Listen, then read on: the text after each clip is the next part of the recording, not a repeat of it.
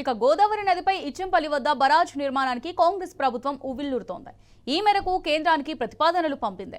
మరోవైపు కేంద్ర ప్రభుత్వం కూడా గోదావరి కావేరి అనుసంధానంలో భాగంగా ఇచ్చంపల్లి బరాజ్కు మొగ్గు చూపుతోంది. మేడిగడ్డ బరాజ్ను మరమ్మతులు చేసి వాడుకోవాల్సింది పోయి ఇచ్చంపల్లి బరాజ్ నిర్మాణం చేపడితే తెలంగాణకు శాశ్వతంగా తీరని నష్టం వాటిల్లుతుందని సాగునీటి రంగ నిపుణులు హెచ్చరిస్తున్నారు. గోదావరి కావేరి అనుసంధానం ద్వారా తెలంగాణ, ఆంధ్రప్రదేశ్, తమిళనాడులోని ప్రాంతాలకు సాగు, తాగునీరు అందించాలని కేంద్రం భావిస్తోంది. ఇందులో భాగంగా ఇచ్చంపల్లి వద్ద బరాజ్ నిర్మించి అక్కడి నుంచి జలాలను కావేరీ బేసిన్ కు తరలించాలని సన్నాహాలు చేస్తోంది. ఇచ్చంపల్లి వద్ద 95 మీటర్ల ఎత్తుతో బరాజును నిర్మిస్తే నీటి నిల్వ సామర్థ్యం 59.33 టీఎంసీలు ఉండగా లైవ్ స్టోరేజ్ 20 టీఎంసీలకే పరిమితమవుతుందని నీటిపారుదల శాఖ ఇంజనీర్లు చెబుతున్నారు.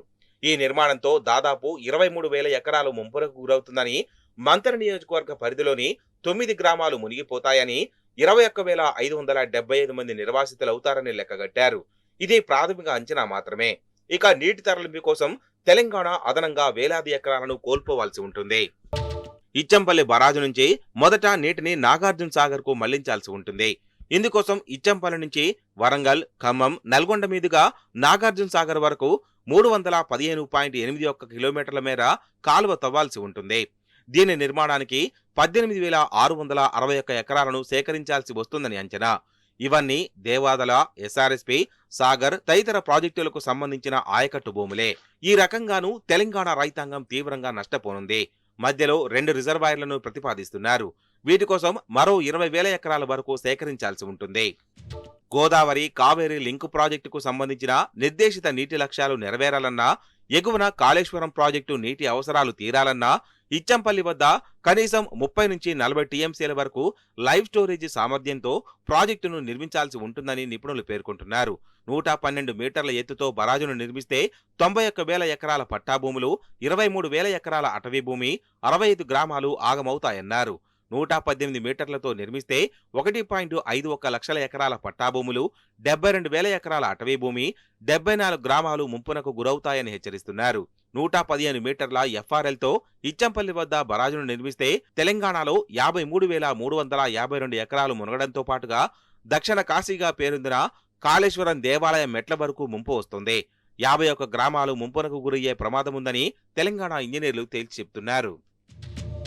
మేడిగడ్డకు బదులు ఇచ్చంపల్లి ఎత్తు పెంచి అక్కడి నుంచే గోదావరి జలాలను తెలంగాణ వినియోగించే అవకాశం ఉంటుందని ఎన్డబ్ల్యూడీఏ కొత్త వాదన ఎత్తుకుంది.